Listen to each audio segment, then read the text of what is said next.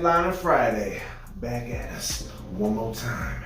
Let's see how much fun we can have with this one today. Welcome back to Eddie B TV. I'm of course Eddie B. Nice to see y'all. And we are back at you again today for another reaction video. And on this wonderful, wonderful, wonderful Friday, we are going to get into some more George Carlin today. I could never ever play enough George Carlin, man. The dude is my personal all-time favorite, and on the top, right up there on the Mount Rushmore of comedy, overall, in my opinion, as well. And I keep saying it over and over again. The man saved my life, man, and just a great entertainer, man. He just always knew what to say. He said it the right way. He had style, he had grace, man. He had intelligence. Everything about him was just awesome to me. And we're gonna get into another one of George. And this one is gonna be titled Death and Dying. Oh man, here we go. Here I'm saying this is a wonderful Friday, and here we are talking about death and dying, huh? Oh boy. Well, hopefully we have something very interesting to unpack at the end of this one, so we're gonna check it out. So one more time, man. George Carlin with Death and Dying. And if you like this reaction, please like, comment, and subscribe to your boy. Keep everything going. Yeah, I'm trying to live a long time, you know what I mean? I don't want to think about death and dying right now, but we're gonna get into it, because I know even with a subject like this, man, George is gonna make it funny and he's gonna make it interesting. So yeah, let's get into this one, man. George Carlin with Death and Dying, right here on Eddie B TV. Wonderful, wonderful Friday. Let's see what my man is talking about.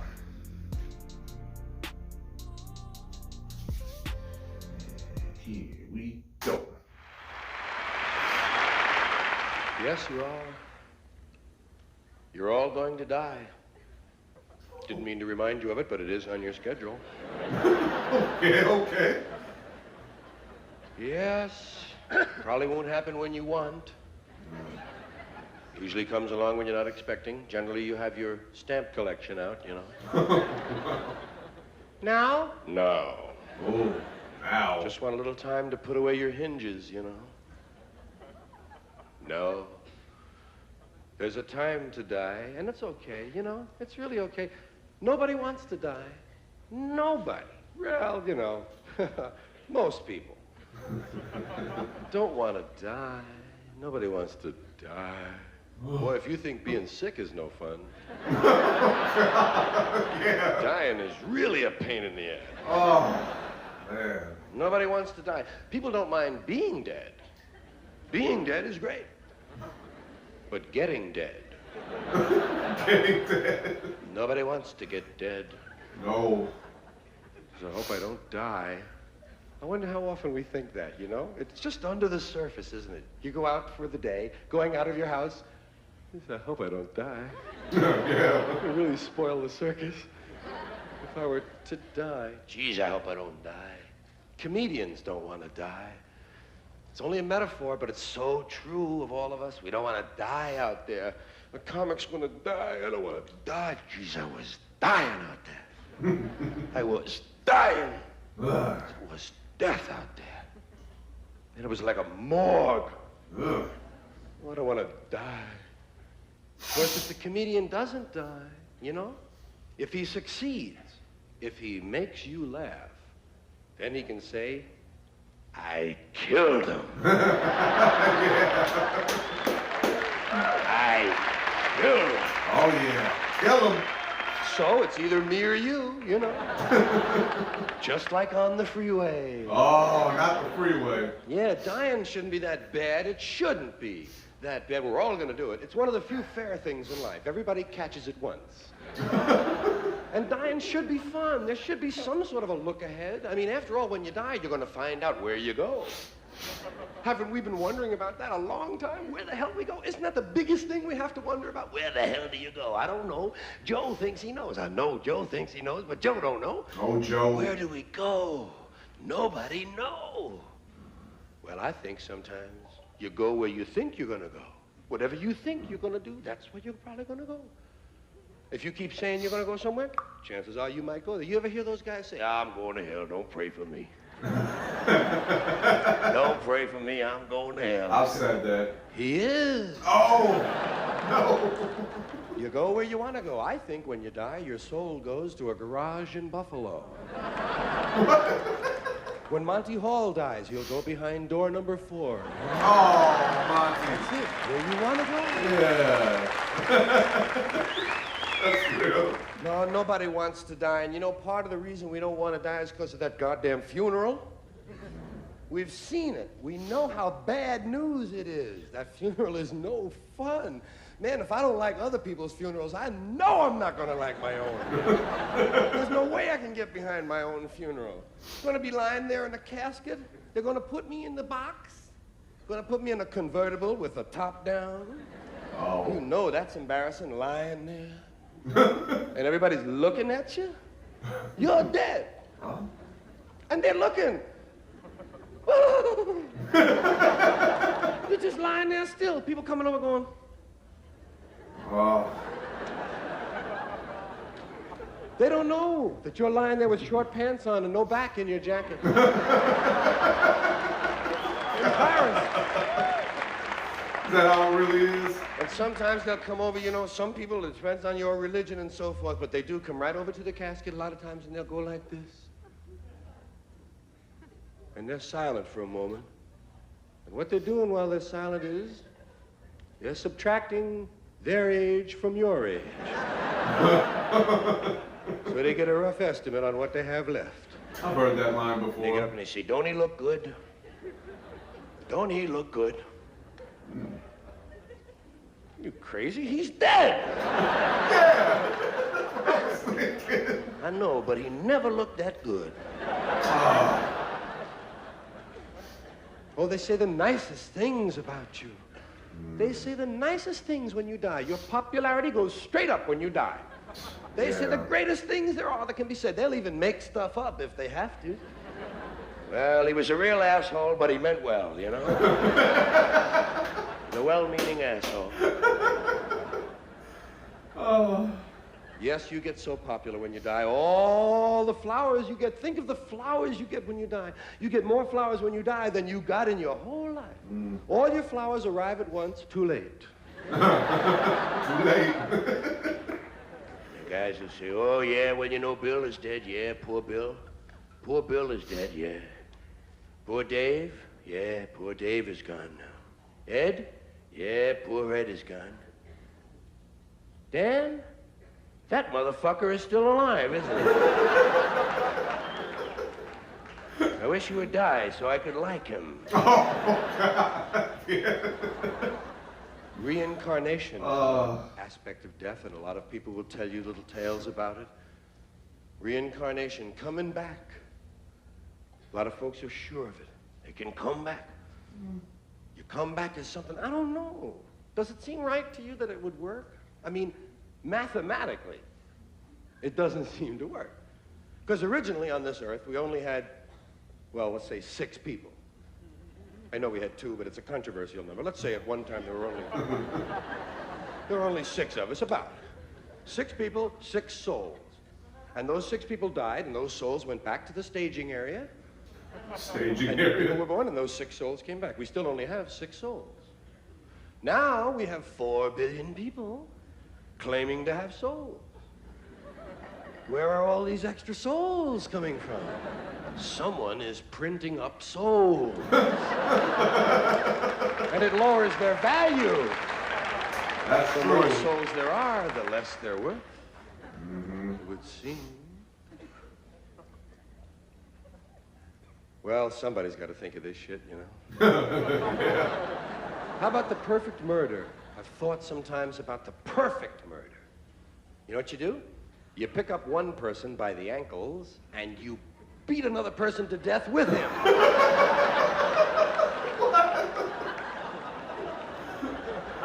And they both die and there's no murder weapon. I'm sure CSI has figured that one out. What happened here, Sergeant? Looks like a pedestrian accident to me. They must have been moving at quite a clip. Like football players. Of course, if you should be caught with this perfect murder in progress or even after the fact, if you should be caught, you might wind up in death row. Oh. Death row. Wow. Mm. That's more than just fun, ain't it? I mean, this cat's there. Death row, man. Oh, well, you got that one meal, but that's not much of a consolation, is it? You're gonna get to order a meal. Big deal. Why don't you leave me alone? I'm not hungry, man. They give you that one last meal. I say you could have some fun with that last meal. I mean, if you work it right, they got to give you whatever you want. I mean, short of elephant steak, you know? They don't want to start on a new elephant just for one guy. Oh. But they got to give you pretty much what you want. That's part of the humanity of what they're going to do to you. Yeah, you could just order something, you know, like maybe, well, shit, you tell them you can't decide. That's it. I can't decide. I don't know. I don't know if I want steak or lobster, you know? I mean, I really love them both, and I honestly can't decide. Could they kill you? I don't think they could kill you if you honestly couldn't decide. Lie detector, truth serum, the man honestly doesn't know what he wants. We can't very well kill him. We can't drag him down the last mile screaming, I don't know what I want. You've got to give him a chance, and then man lives. Imagine if you worked it out and you kept it going 6 months. Man's still alive, can't decide on meal. 3 years, 8 years, and then finally you're an honest person, so you tell them when you do figure it out, and you say, I've decided what I'd like. I think I'll have steak. Oh, yeah. Okay? How did you want that?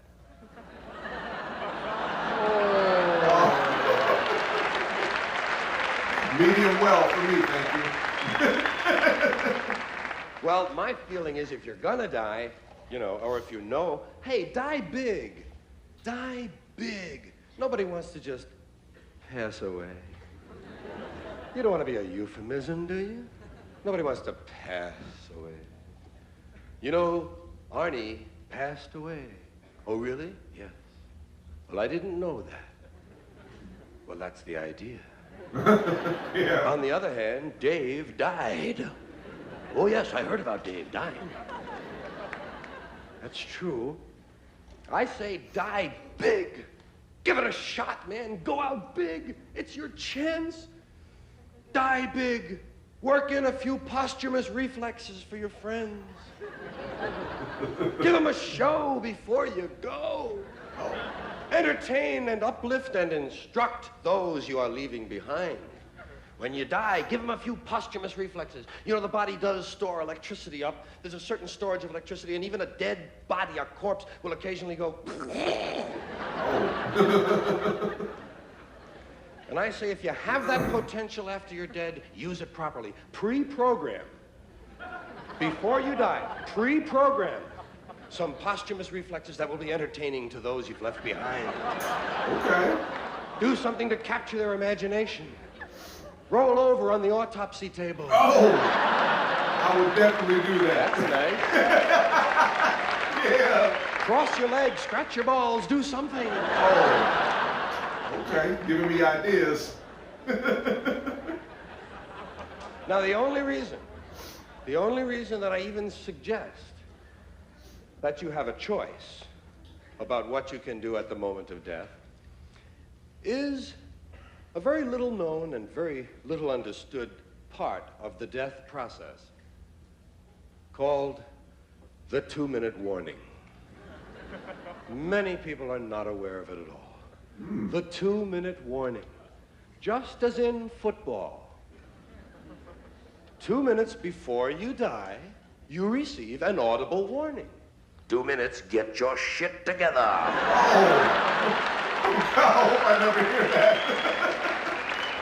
That'd be scary as hell. The reason we don't know about it is because the only people who hear it die. Oh. And I don't think we'd believe someone anyway if he told us he received his 2-minute warning, would you? Some asshole on the bus? Hey, I just got my 2-minute warning. You'd think it was a coach out on the town, you know? But no, the 2-minute warning does arrive. And I say use that time to entertain, to leave something behind. Do something with the 2 minutes. Hey, if nothing else, give a speech. Little 2-minute speech. We can all give a little 2-minute speech. Just pick some subject you're very fond of and talk about it for 2 minutes. I mean, tell them. It's your last chance to tell them anything. So tell them. Got 2 minutes. And I mean, wax eloquent. Rise. Bring it to the rafters. And then at the moment at the end, you say, if this is not the truth, may God strike me dead.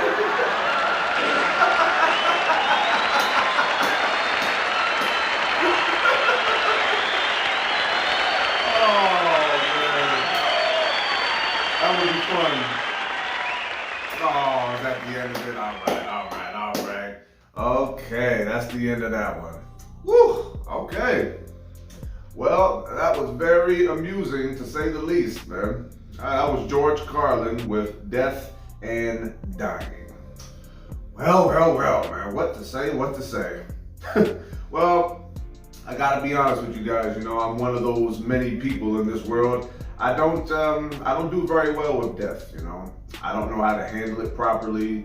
I don't know that if all the people I've ever known that have died, I don't know if I ever handled their death right, you know.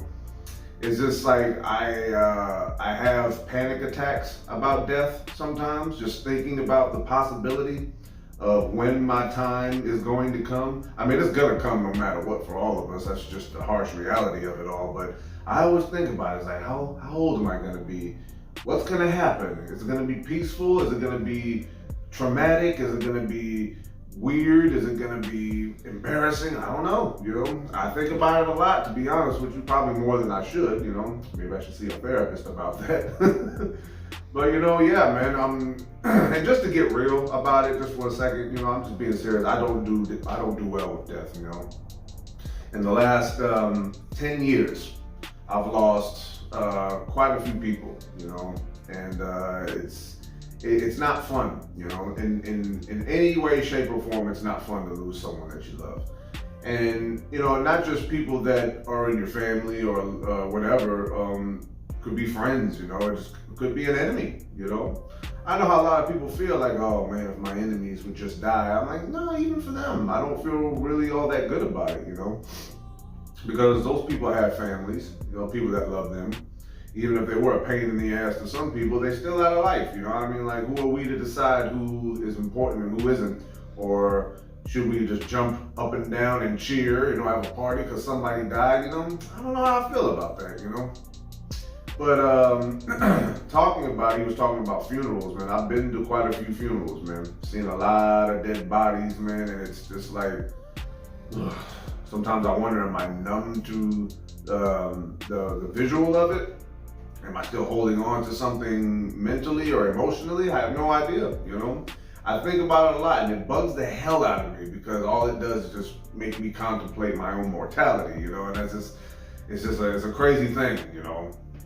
You know, but if you really do sit and think about it though, and I hate to get depressing here for a second, but you're sitting down and one day you see something in a movie or a TV show, and then you just sit and think to yourself, man, one day the lights are gonna go out on me.